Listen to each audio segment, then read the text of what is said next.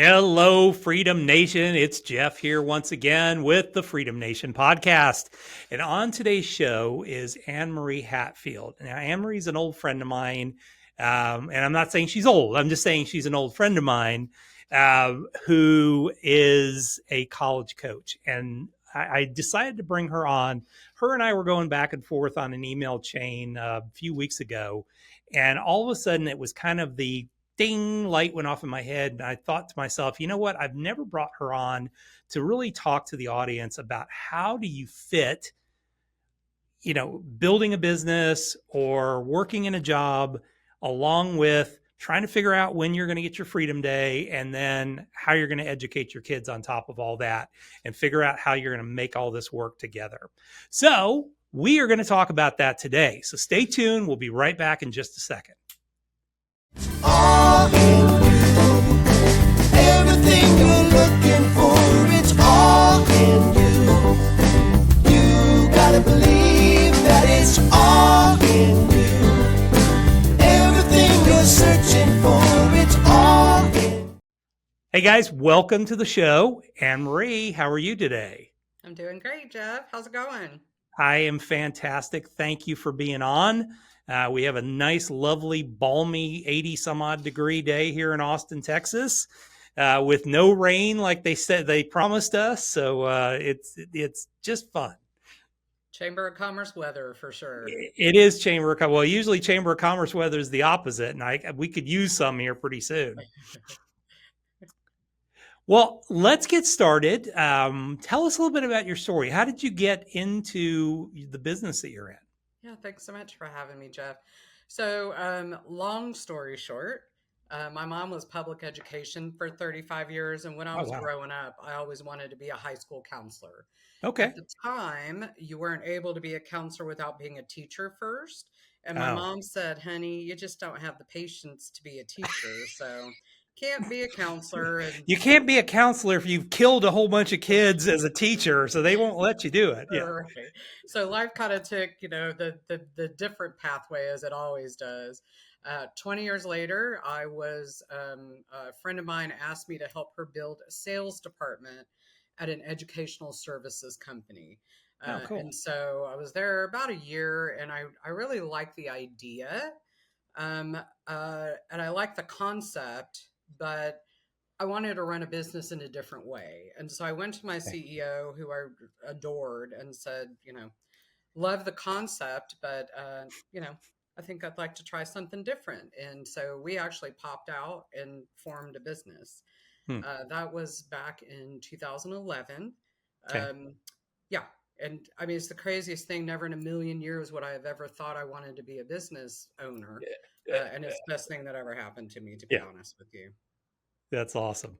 So how did you get started? I mean, did you go through some kind of training, or did you just kind of figure it out? Or that's a really good question. We kind of winged it. Now, my business partner had about 10 years experience within the educational services industry.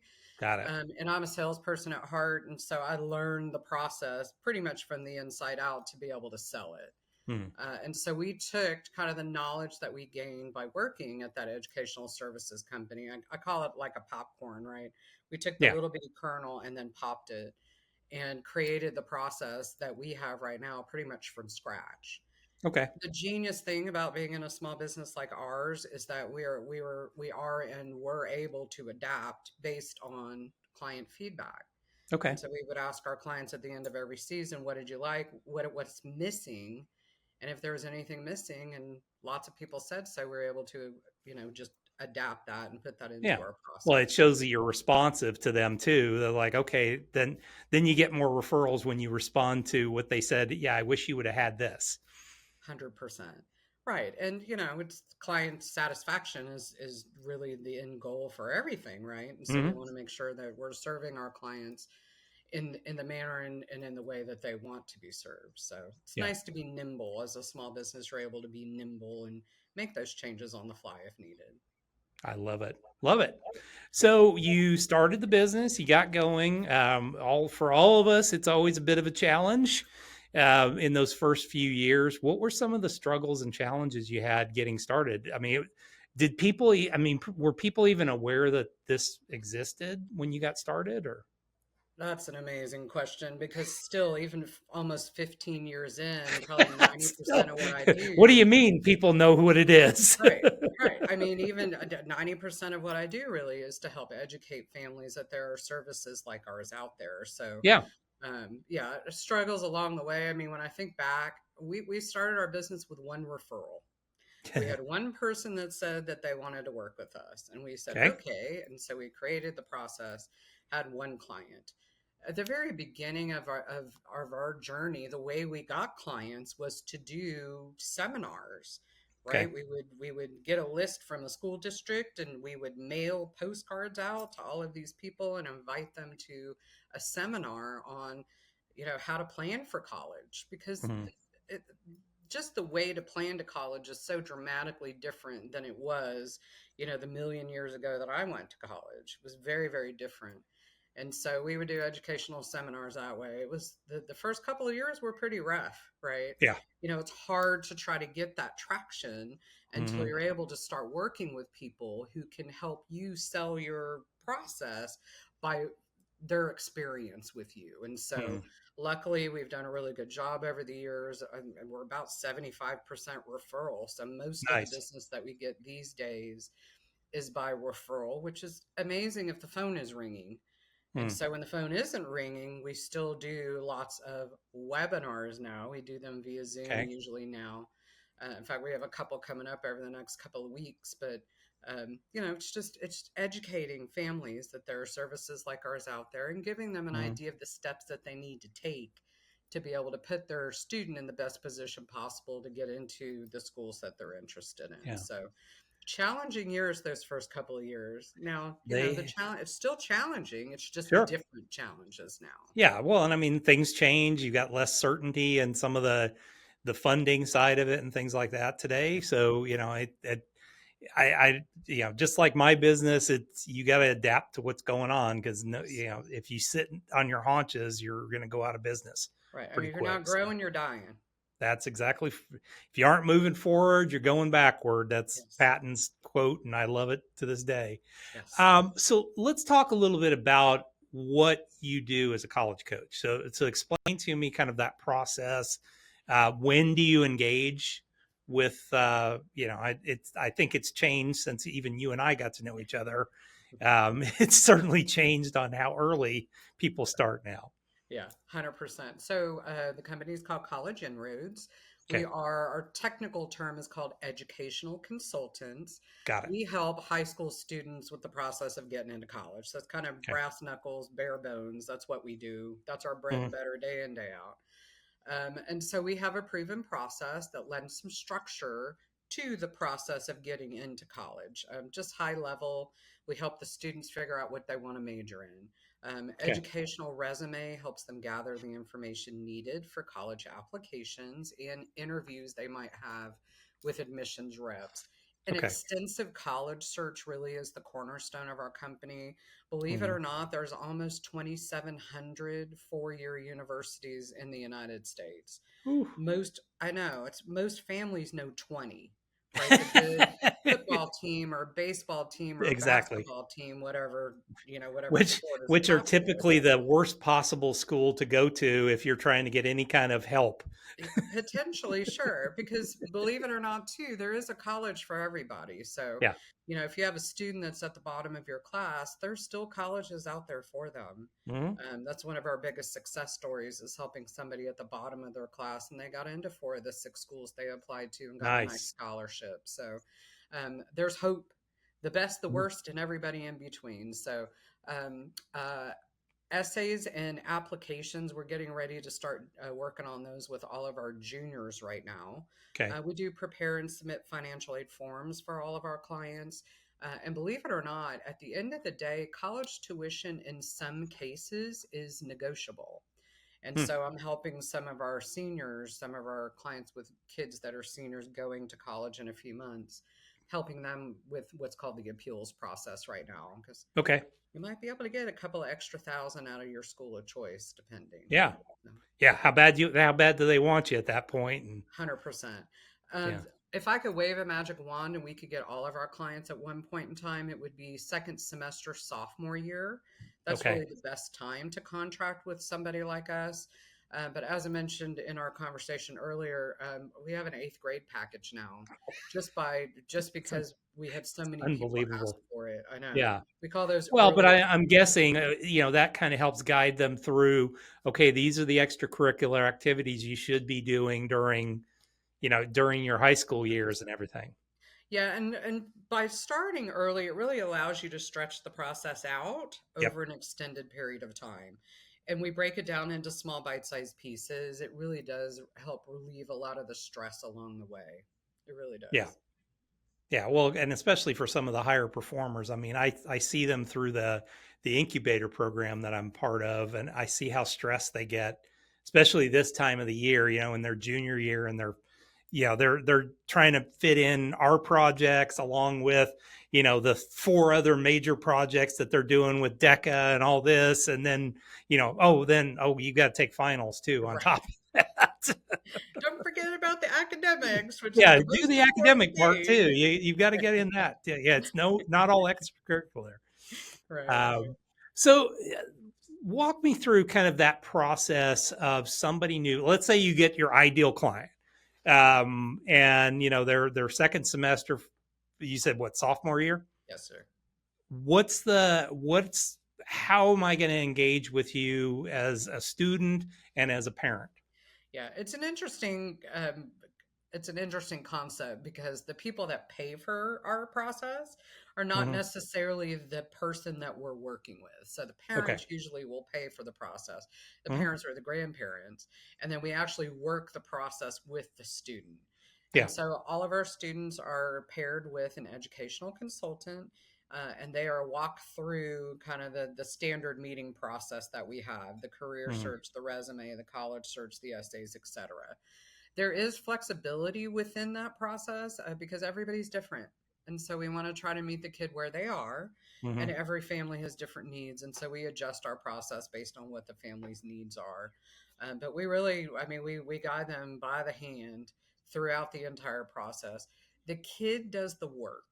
Yeah. We're here to manage, direct, steer, cajole. I had somebody call us the other day college Sherpa, which makes a ton of sense to me because the Sherpa helps you climb Mount Everest, Yep. but they are not climbing for you. No. And it's an appropriate analogy because that's exactly what we do. The kids do the work. Hmm. We're just there to make sure they're hitting deadlines. If they forget to do some of their homework, Oh, I can't believe that would have happened, but okay. or they get super busy during the projects and the AP test and the incubator, etc., then we're there just to give them, a gentle reminder. Hey, Hmm. don't forget, this is the deadline. We need to make sure we hit that. And so we have staff that help and guide along the way. And it really does. I Perfect. mean, the reason why somebody would hire an educational consultant, because potentially you could do this on your own. But Mm. what might take you 40 hours might Yeah. take us an hour, Yeah. right? And we kind of have our thumb on the heartbeat of what's happening within our industry. When I could do my taxes by myself, but do I want to go learn the tax code? Right? Am I going to stub my toe because I don't know this trick that my CPA or a CPA potentially might know?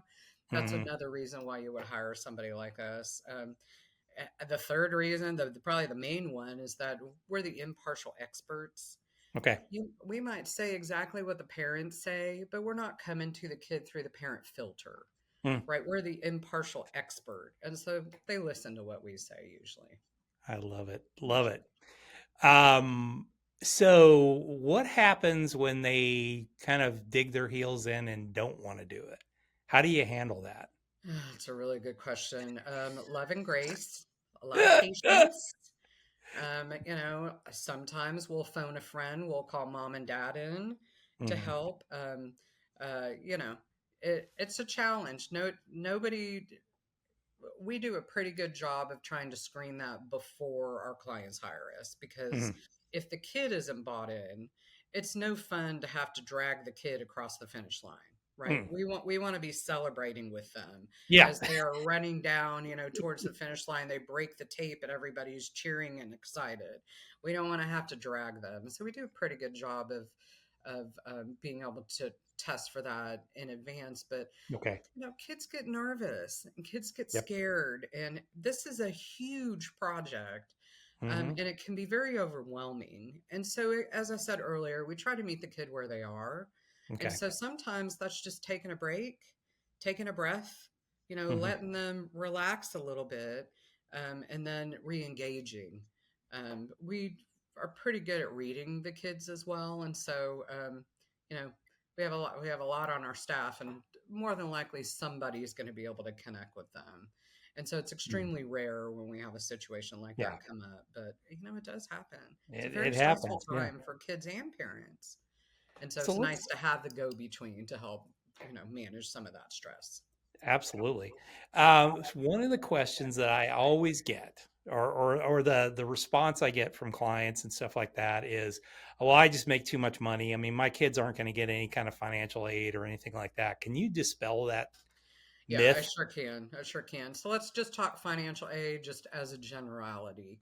There Okay. are two piles of money, right? Need based aid is on the parents. Hmm. Income, assets, business income, housing, things of that nature. It's all on the parents. A majority of our clients are not going to qualify for need based aid. Okay. There are compelling reasons, however, to file the financial aid forms, which is how they determine need based aid. The main financial aid form is called the FAFSA. It's Hmm. FAFSA. It's the free application for federal student aid.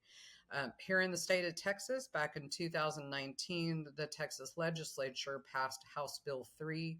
One of the requirements is for each kid in Texas graduating high school to submit a FAFSA in order to be able to get their diploma. Now, there Nice. is an opt out form for that, but there's no Mm. downside to filing financial aid Yeah. forms.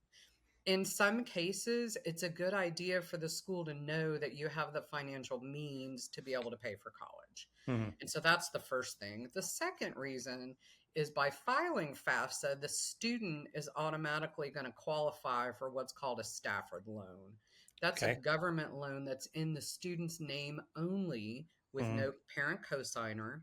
It does give the kids some skin in the game, not that they'll need it, but it does give them some accountability.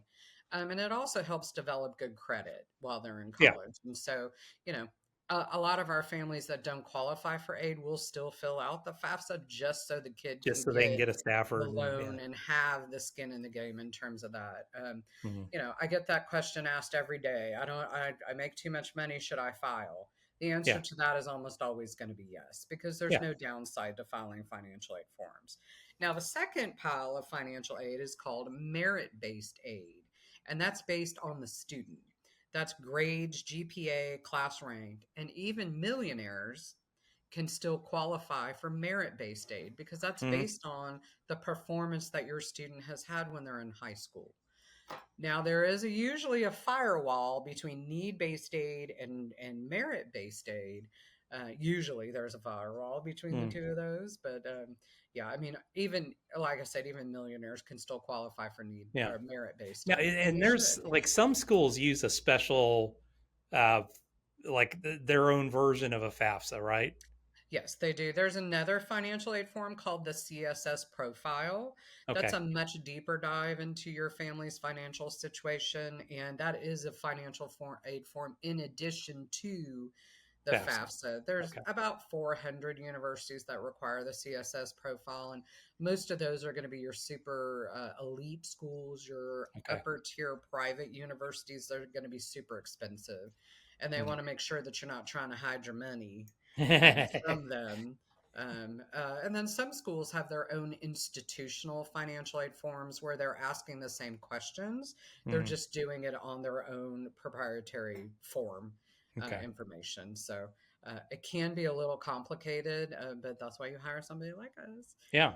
who can guide you and walk you through and answer, the questions that you might have, like should I file, should I not file, should I file for this school and not that school. We've Hmm. seen that in some situations as well. That was, one of the ladies that used to work for me at my old firm before I sold. I mean, this was a perfect example of, I mean, she was not making a ton of money at the time.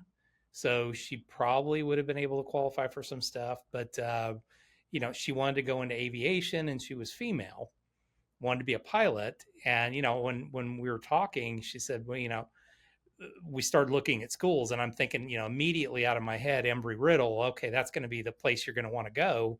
Right. And she's like, yeah, you would think, but actually not, because they don't give much financial aid. It takes 5 years to graduate in most cases. Right. And they have a really atrocious graduation rate Right. from there. And she ended up going to Lewis University in Chicago, Yep. which is actually the best aviation program in the country, and got a full ride scholarship with them. Private school out of state, which everybody thinks, oh, well, that's got to be, way more expensive.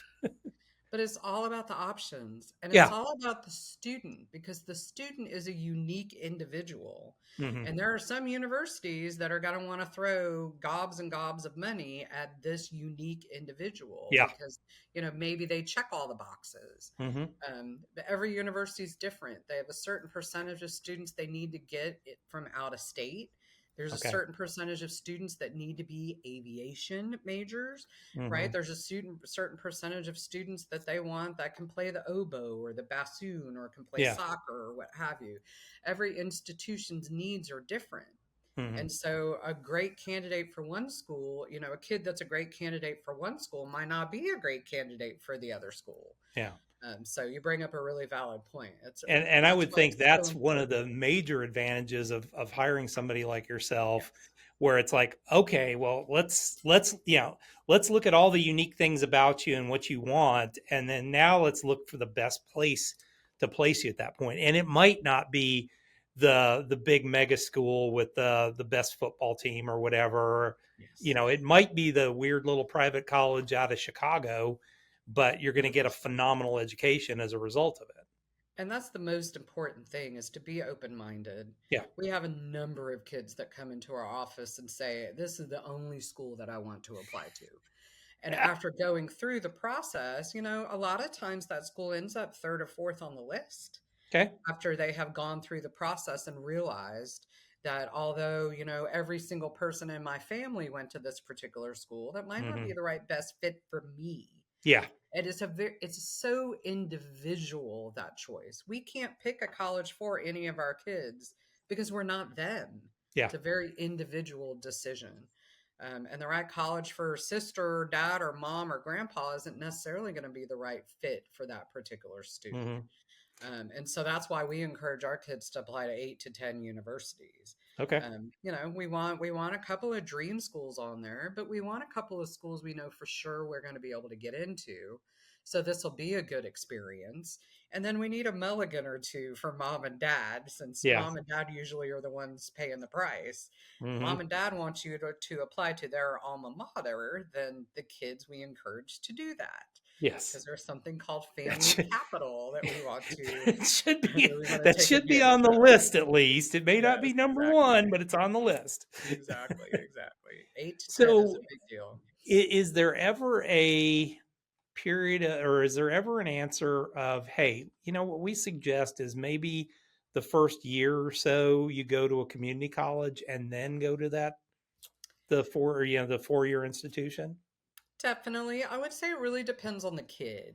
Okay. Because if we have a high performing student, a lot of times the students will consider community college as grade 13.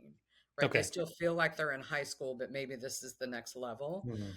And a lot of those kids maybe won't take community college as seriously as they would a 4-year university. And community college is college. And so if you mess up and you get a D in a community college class, that's part of the transcript. On your record. Yeah. Yes, that goes on your permanent record, but Sure. that goes on your transcript, and that is going to affect whether or not you're going to be able to transfer. And we do work with some kids that need a bridge between high school and college. Sometimes that has to do with maturity levels. And sometimes the kid needs a little extra time. A lot of our kids will take college level classes in high school, like dual Hmm. credit classes or AP classes. And if the student has taken dual credit or AP classes and has performed at a high level, then we would encourage them to look at a 4-year university. Now, college is not for everybody. It Yeah. really isn't. U.S. Department of Education years ago said maybe a third of the kids in high school right now should go to college. Hmm. And, we're trying to push everybody into college. Oh, I Not know. Yeah. everybody has to go to college. No. We need plumbers and electricians and people to join our military and, people to start their own small businesses right out of Hmm. high school. We need that. So college isn't necessarily right for everybody. The kids that we work with already have a 4-year university in mind at the end of Okay. the process. And so everybody we work with Will has gotten typically be into that route. 4-year Yeah. university and Which, they're I mean, it makes sense. I mean, they're probably going to be, I'm guessing the parents are high performers in a lot of cases too. And it's, yeah, okay, you don't get to coast for a year in, 13th grade right. for a year before you get Sitting on the moving. So, couch eating bonbons and playing, gaming or yeah, whatever. exactly. So, Yeah. um, so what are so I know we talked a little bit about you're now working with some older students even in the graduate level. So Yeah. tell me a little bit about that and how that works. Yeah, it's exciting. So a couple of years ago, we had a number of clients come back to us and say, that university wasn't exactly perfect for little Johnny. And so a couple of years ago, we started working with transfer students. And so Okay. those are students that are already in college who are Mm, interested in looking at a different university. So that's one step. That's an interesting. older class that we work with, but we're also starting to beta test medical school. And so we Okay, have a interesting. couple of kids going through a beta test starting in May Hmm. for us to help them get into medical school. Once we've got kind of that process, sussed Hmm. out, if you Yep. will, then we'll start looking at MBA and law Law school and school. just Yeah. I like mean, it's just general graduate yeah, school as it's well. similar structure for all of those once you have a process. Yeah. 100%. And then these are our clients that we've already worked with coming Yep. back to us saying, we liked your process, we like your team. Is this something that you offer? And so, Nice. again, we hadn't even thought about transfer students. We hadn't even thought about working with graduate students until our clients came back to us and said, hey, listen, this is a need in the market. Is this something that you can help us with? Yeah, And and so, I'm not, I know a lot of education consultants, and I don't know of anybody else doing that. So yeah, I think it's a differentiator for your business yeah, to say, hey, we helped you get here. Let's take the next yeah, step and navigate, and that can even be more challenging, kind of managing the politics of getting into medical schools yeah. and graduate Yeah. programs and And things. it's a similar process, but it's a Yeah, different mindset, right? yeah, Now it's not necessarily the parents that are hiring us, it's the student that's hmm, hiring us because yeah. once the student graduates from university, they're considered an independent student. And so Okay, we fill out financial aid forms for them. We're not using the parent financial mm, information. We're only using the student information. got it. And it's the student that's going to be doing all of the work. And, you know, they come to us wanting to get into graduate school. And so it's not mom and dad saying, hey, we need to get you into college. And so Hmm. it's a slightly different mindset. And obviously, the graduate students are a little more mature Yeah. than most of the high school students that we work with. So we're excited to explore that new frontier for us, if you will. Sounds like fun. I mean, Yeah, it sounds like another challenge that you get to I work know. on. So You always got to learn, right? Always I learning. know it's never ending. You never get to the end of the internet. That's the definite thing there. Well, Well, let's go. let's switch gears here a little bit and talk about the Sure. Fast Five questions now. Sure. All right. So first question, you wake up in the morning, business is gone. You have $500, a laptop computer, place to live, food and clothing, and a cat. What do you do first? First thing I do is I spend my $500 on a website. That's the first Okay. thing I do. I get a website up and then I email every single person I've ever met in my entire life and let them know that I'm starting a business. Hmm. And then I go onto Facebook Yeah. and I start posting. And I go onto LinkedIn and Twitter and all of the places that I know my potential client is. And I just let them know that I'm out there, because you might Mm. be able to do the best thing on planet Earth, but if nobody knows it, then you're not gonna make any money. You're not gonna be able to be in business. So that's what I would do: website, and then go to social I after love I it. tap my networks. I love it. Love it. Love it. And hit the networking groups and go for it. So, Yeah. second question. What is the biggest business mistake you've ever made? I was thinking about this one last night. There's a lot of them. There's a lot. We've Um, both been around a long time in yeah, I this. mean, 14 years. I mean, we probably make a mistake a day easily. Yep. I would say kind of long term. I think our biggest mistake was not spending enough money on the right kind of marketing Okay. when we first started. It took us 14 years to hit 1 million in Okay. our business, and I think that we could have gotten there a lot quicker had we spent money wisely Hmm. on marketing. So Yeah. Love it. that's a big category, but yeah, that's probably the biggest thing I would have done differently. Love it. Love it. Love it. What's a good book that you'd recommend for our Hmm. audience? I don't know if you can see this or not. The E-Myth Revisited. Yeah, Yes. okay, one Excellent of book. my I haven't heard that favorites. one in a while. A really good friend of mine years ago, Mr. Greg Morrison, and I were talking about business, and he brought up that book in one of our. Greggy and I were emailing last night or on LinkedIn. Yeah, he's a good He friend of mine. responded to a question I sent out, and we were going back and forth. So We were at lunch at Panera, and all of the things that I was talking about came out of this book. I'd never even read the book before, and so he yeah. was like, "Oh my gosh, you have a lot of the fundamentals down. Go read this book." Mm, And so that was really critical for me. You can't work on your business and in your business at the same time. I mean, you mm, really can't. And so it's really, really important. Um, you know, to being a business owner is a different skill set, right? You mm, might be the best widget maker on planet Earth, but that's not necessarily going to make you the best business owner of a widget company. yeah. It's two totally different skill sets. And so, it's important to know where your blind spots are. And, that book really helped Well, me with it's that. important also to not fall back into that because so many people are great widget makers and they want to keep being good widget makers and not run the business. And, it's either you're going to hire somebody to run the business for Yeah. you or you're going to have to not be the widget maker all the time. 100%. Yeah. I mean, Mike and I, my business partner and I decided maybe 8 years ago that we wanted to grow.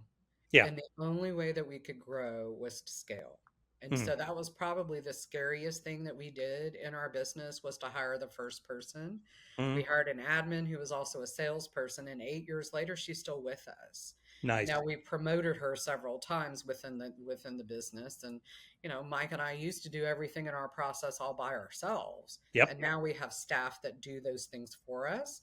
Now, Mm, each of us do, Mike and I both do work with a handful of clients on our own as well, okay. because we wanted to have our thumb on the heartbeat of what's happening within our Yeah. business and within our industry, Well, feel and, the and pain what's, of yeah, what what our the kids are, employees are yeah, what the going kids are through. feeling at that time too. And 100%. yeah. And the only way that you can do that is to be in the trenches, but we don't live in the trenches anymore. Yeah. Yeah. We Well, visit. you We have visit the the ability to trenches. step back out if you need to, and let the business run, which is Well, we do that's the more high ideal situation. level. We do more high level, um, high level training, and just high Mm, level thinking, and yep. coming up with the different things that are going to make our business better. Love it. Okay. Next question. What's a tool that you use in your business every day that you might recommend? Oh my God. I live and die by Google Calendar. I mean, Mhm. if it's not on my Google Calendar, it doesn't happen. Yep. Um, TidyCal we use for calendaring. That's been significant. Textly is another system that we use, which allows us to mass text, Okay. different silos of our business. If it's Mm, current clients that are 2016 or 2026 grads, or our prospects, etc. And so those three are probably the biggest ones for us. That Google Calendar, I live and die by it. yeah. If I didn't have a Google Calendar, I wouldn't have a business. Yeah. Well, There's I just too always much put it going on. if it's not on Google Calendar, it doesn't exist. It So, doesn't happen. It really doesn't. You and I are of like mind in terms of that. last question for you. What is your definition of freedom? Oh, I love this question. Freedom is being able to do what you want to do when you want to do it with whom you want to do it. That's my Mm, definition of freedom. My husband jokes with me that I'm not a morning person.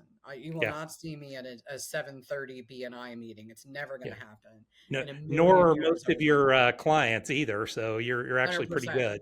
Right. And so my husband jokes with me that I have curated my life around my sleep schedule. That's And okay. that's one of the definitions of freedom is I don't Yeah, have to I have a can do business that. meeting before 10:30 in the morning if I don't Nope. want to because I own Nope. my own business. Yeah. Yeah, and I mean, for me, I am a morning person, and so I don't book anything before 10 o'clock because I want to get a whole bunch of work done before 6 and 10, and then I'm done. But I mean, by 4 o'clock, which we're coming up on, I'm heading home.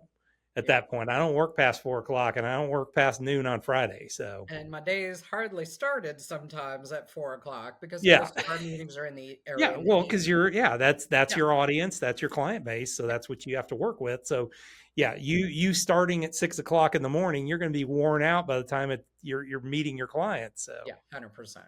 100%. awesome. Well, Annmarie, if somebody is interested in learning more about education consultants, what y'all do, how you do it, where's the best place to get that information? Definitely. Feel free to hop on our website, collegeinroads.com. Mhm. You're also welcome to email me, Annmarie at collegeinroads.com. We're on most of the socials, and so you can go search for College Inroads on Facebook and Insta and LinkedIn and all those places. Yeah, that's the best way. Love it, love it, Email, love it, love it. website, easy peasy, Easy, set up the website and go to work after that. So, well, 100%. thank you so much for sharing all this today. It was fantastic, and I really appreciate you for taking your time to do this today. Oh my gosh, thanks so much for the opportunity. This was a blast. You are more than welcome. Well, folks, I would encourage you to reach out to them. They are the only folks that I refer people to when it comes to this. So you can know that I've spent a lot of time getting to know a lot of people doing what they do, and they are the best team that I've ever worked with. And refer clients to them. So take the time. If you have a child now, apparently pretty soon it's going to be when they hit kindergarten that they're going to start preparing for college, but we'll just go with it. Make sure you reach out to them, and you work with people all over the country, correct? I sure do. We're international. We have clients in London Oh and wow, Canada and Mexico, all over the US. brilliant. Well, thanks a lot, folks. We'll see you back here the very next time, and we'll be continuing to bring you really cool people like Miss Annmarie Hatfield. Thank you so Thanks, and much. have a good day. Thanks.